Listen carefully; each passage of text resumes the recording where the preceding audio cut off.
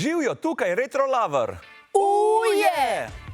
Bobby je šel v trgovino po hrenovke. Res imam rad hrenovke. Ja, vem. Skratka, Lahko jih jem z majonezo, ali pa z enfom, ali pa v štručki, ali pa špageti, ali pa na pici, ali pa tako, čist same. super, vsi razumemo, res imaš rad hrenovke in res nisi gurman. Skratka, jaz pa hočem povedati nekaj drugega. Da je šel v trgovino, vzel račun in ga prvič v življenju dejansko pogledal. Še zdaj imam travme.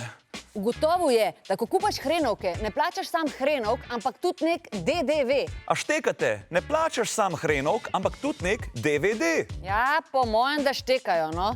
No, skratka, ker midva nisem imela pojma, kdo je zdaj ta DDV in zakaj hoče najin denar, so vprašala Silvestra. In on je bil tako, ja, to je davek bumbarja.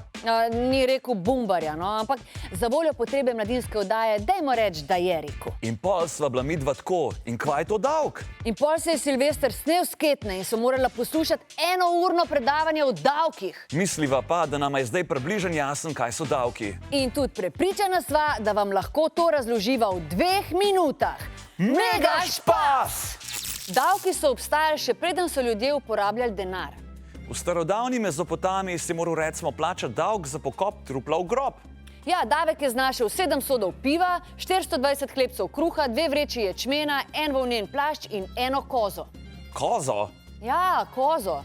Še dobro, da imamo zdaj denar. No, to je pa tudi dobra novica za najinga mačka Mukija, ker ti bi ga ziher dal za hrenovke. Ne bi dal Mukija, mačke so top shit.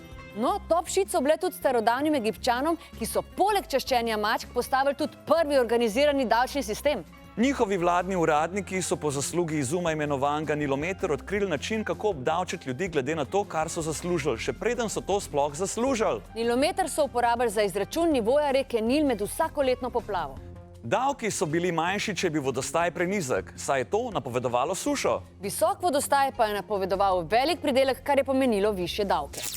V Sloveniji obdavčujemo 3 stvari. Dohodke, se pravi, kaj zaslužimo. Od vsakega plačila gre nekaj v državno blagajno. Potrošnjo, sem recimo spadajo moje hrenovke. In pa premoženje. Hiše, stanovanja, sem spada recimo moja luksuzna jahta. Ti imaš luksuzno jahto. Mislim, imam sliko luksuzne jahte. Uje! No, in nekako v tej fazi predavanja sva Silvestra vprašala. Pa zakaj mi sploh plačujemo davke? Izkazalo se je, da za financiranje skupnih javnih potreb. In vi ste zdaj tako skupnih, kva? Z davki se financira recimo gradnja cest, otroška igrišča, urejanje okolja, naše šole, gledališke predstave, filme in penzijo najine bke. Kar pa je ključnega pomena, ker najina babica potem nama financira računalniške igre, superge, frizuro. Hrenovke! Kaj se pa zgodi, če folk ne plačuje davkov? Ja, nič dobrega, davki se še povišajo. Pa dobro, sej, če jih ne plačuješ.